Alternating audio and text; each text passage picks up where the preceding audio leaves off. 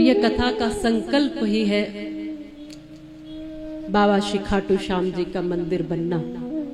इस कथा का उद्देश्य है, कथा सदैव मुक्ति करती है, आनंद देती है, भक्ति देती है। और आप सब तो ब्रज में आए हो, पूरी दुनिया में आप जाते हो, वहाँ बहुत तरह के आपको सुख मिल सकते हैं, सुविधाएं मिल सकती हैं, साधन मिल सकते हैं, तमाम तरह की खुशियां और प्रसन्नताओं की वस्तुएं मिल सकती हैं। पर जब ब्रज में आते हो ना, तो ब्रज में आपको अलग तरह की मस्ती मिलती है।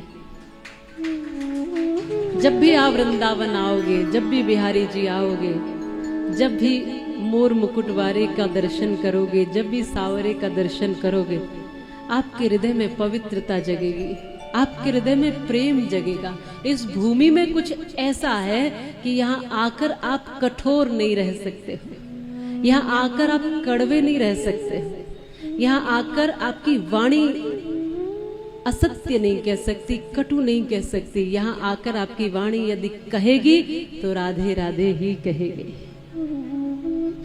यहाँ आप आकर के आप सीखते हो क्यों जाना चाहिए धाम में, क्यों जाना चाहिए मंदिर, लोग पूछते हैं। तो इसीलिए धाम में आना चाहिए कि हमारी जो भी तकदीर में कुछ बुरा लिखा भी होता है ना, ये विश्वास रखना कि इस ब्रज रज में इतनी क्षमता है कि इस ब्रज रज को अगर माथे से लगा लिया तो आपके माथे की लकीरें बदल जाएंगी। इस मिट्टी में कुछ ऐसा अद्भुत है।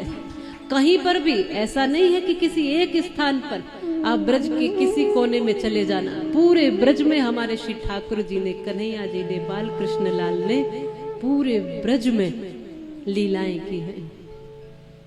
मथुरा से प्रस्थान करते हुए गोकुल, वृंदावन, गोवर्धन, नंदगांव, कहाँ कहाँ नहीं गए हैं ठाकुर। तो जहां भी जाओ वहां श्री कृष्ण का दर्शन, श्री कृष्ण का भाव लेकर जाना। ब्रज में अगर आते हो तो किसी भी कोने में चले जाओ, कहीं भी जाओ, ब्रज में बहुत ज्यादा इच्छाएं लेकर मत आना। और कोई इच्छाएं आप कहीं दूसरी जगह लेकर चले जाना, पर ब्रज में जब आओ तो एक ही इच्छा हो, श्री कृष्ण का दर्शन। अगर यहाँ भी दर्शन नहीं हो पाया तो कहाँ करोगे बताओ भैया। यहाँ भी अगर कृष्ण दिखाई न दिए, यहाँ भी अगर गोविंद का दर्शन नहीं हुआ तो कहाँ देखोगे बताओ। कोई दूसरा स्थान ऐसा नहीं है कि जहाँ कृष्ण महसूस हो जाए। यहाँ जब यमुना जी के किनारे बैठोगे तो आज भी लगेगा कि कोई हमारे आसपास है, कोई है, जो छवि है, जो अनुभव है। आप भक्ति लेकर जाओगे तो लगेगा कि कृष्ण अभी भी हैं जो हमें देख रहे हैं। आप जिस जगह चले जाइए, रमन रेती से लेकर के गोकुल, वृंदावन, मथुरा, गोवर्धन, बरसाना, कहीं भी चले जाओ, हमने बचपन से महसूस किया इस धरती में वो। हम तो बहुत बड़े हो गए तब जाके अनुभव हुआ था कि कृष्ण जो है अनुभव और भाव का ही विषय है। हम तो सोचते थे कि कृष्ण तो यही होंगे, क्योंकि हमें कहानियां, लोरियां इस तरह की सुनाई जाती हैं। ब्रज के बालक को भगवान कृष्ण की जो लीलाएं हैं वो बचपन में सुना दी जाती। तो हमें लगता था कि कृष्ण जो है यही होंगे।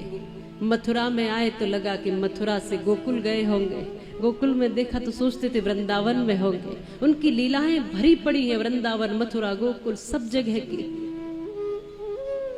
फिर समझ में आया कि ठाकुर जी तो द्वापर में आए थे, पर हमारा अनुभव और विश्वास ऐसा रहा आज तक भी कि कृष्ण यहाँ है।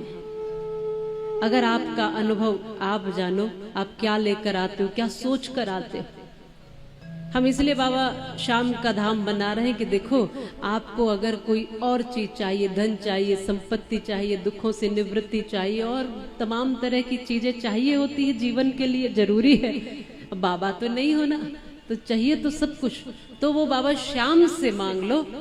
और अगर मुक्ति चाहिए, आनंद चाहिए, प्रेम चाहिए, भक्ति चाहिए, तो श्री ठाकुर जी से मांग लो। यहाँ दोनों चीज आपको एक साथ प्राप्त हो सकती है। यहाँ भक्ति भी मिलेगी और मुक्ति भी मिलेगी। यहाँ संसार के सब सुख साधन भी मिलेंगे और यहाँ उस परलोक की यात्रा के लिए आपको भजन भी मिलेगा।